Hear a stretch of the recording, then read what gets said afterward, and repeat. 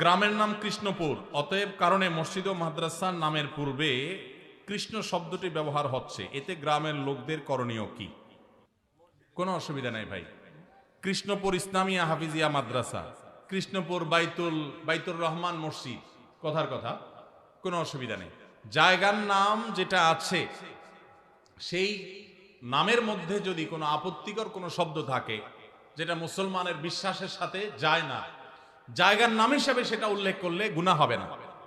তবে যদি খুব বেশি আপত্তিকর নাম থাকে, যথাযথ নিয়মে প্রশাসনের কাছে এলাকাবাসী সবাই মিলে দাবি দাওয়া তুলে সেটার পরিবর্তনের চেষ্টা করা যেতে পারে, যদি সেরকম আপত্তিকর হয়। তবে এই যে কৃষ্ণপুর নাম আছে, এই কৃষ্ণপুর নাম এটা করে মসজিদ বা মাদ্রাসার সামনে বা শুরুতে থাকলে, যেমন এখানে আপনারা লিখছেন কৃষ্ণপুর ইসলামিয়া হাফিজিয়া মাদ্রাসা, কোনো অসুবিধা নেই, এটা জায়গার নাম। ঠিক একইভাবে কৃষ্ণপুর কথার কথা বাইতুর রহমান মসজিদ, বাইতুল করিম মসজিদ, জায়গার নাম লিখেছেন, কোনো অসুবিধা নেই।